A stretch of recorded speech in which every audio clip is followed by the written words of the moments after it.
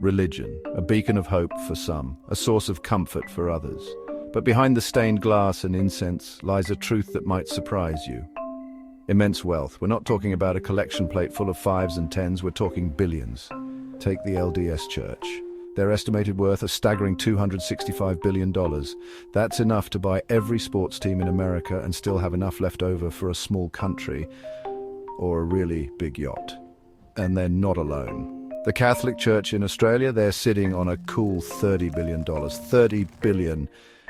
Even the Seventh-day Adventists, known for their modest lifestyles, have amassed $15.6 billion. It makes you wonder, how is all this money being accumulated? And more importantly, what's being done with it? Stay tuned. The history of religious wealth is a long and complicated one. In the old days, it was pretty straightforward. Go to war, claim land and treasures in the name of God. The Crusades, yeah, that was basically a religious land grab. The Catholic Church amassed a huge chunk of its wealth through conquest and plunder. These days, the methods are a bit more subtle. Donations are a big one. Every Sunday, millions of people around the world drop their hard-earned money into collection plates, often encouraged by the idea that giving more means getting closer to God. But that's not all. Savvy investments play a role too. The LDS Church, for example, owns a massive real estate portfolio.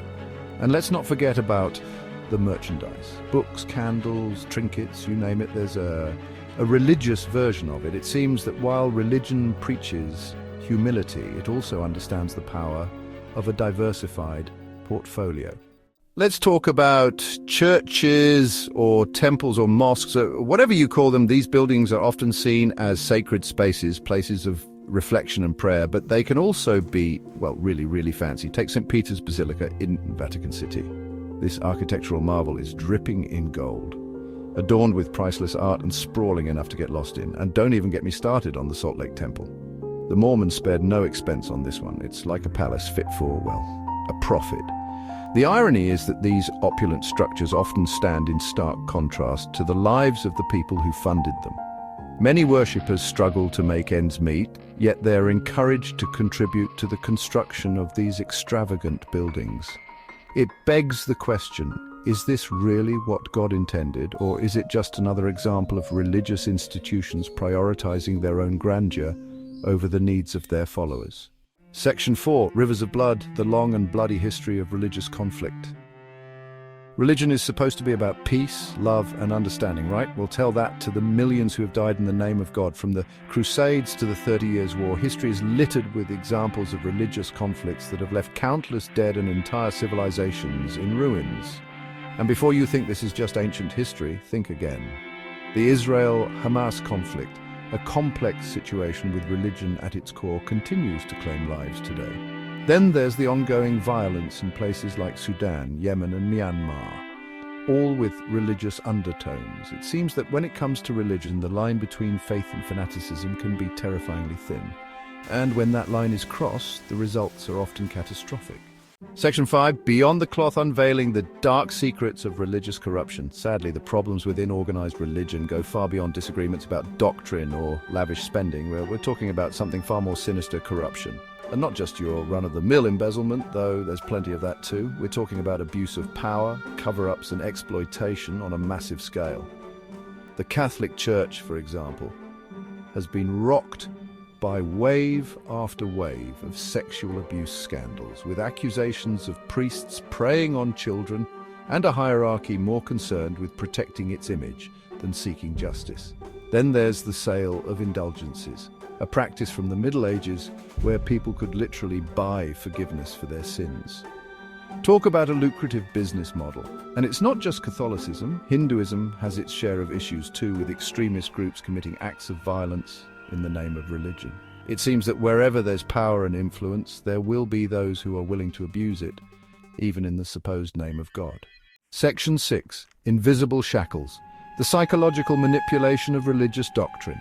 Why do people stay? Why, when faced with such hypocrisy and corruption, do millions remain devoted to these institutions? The answer, in part, lies in the powerful psychological hold that religion can have. Fear is a powerful motivator. The fear of eternal damnation, of being ostracized by your community, of displeasing God, it's enough to keep even the most skeptical in line. Add to that the comfort and community that religion can provide, and it's easy to see how people can become trapped, even when they have doubts. This isn't to say that all religion is bad or that everyone who is religious is being manipulated. But it's important to acknowledge the tactics used by some religious institutions to maintain control and silence dissent. Section 7, the uncountable cost, tallying the human toll of religious atrocities. So, what's the final tally? What's the human cost of all this greed, corruption, and violence perpetrated in the name of religion? The truth is, it's impossible to calculate. Millions have died in religious wars. Countless lives have been shattered by abuse and exploitation. And then there's the immeasurable toll on human progress, as critical thinking and scientific inquiry are often stifled in the face of dogma. The purpose of this isn't to condemn religion outright. Religion at its core offers comfort, meaning and community, but it's crucial that we acknowledge the dark side, the ways in which religion has been used to justify the unjustifiable and to silence those who dare to speak out. It's time for transparency, accountability, and a long, hard look at the institutions that claim to represent the divine. Only then can we hope to break the cycle of abuse and create a world where faith is a source of hope, not fear. Please like, subscribe and share. More videos coming soon.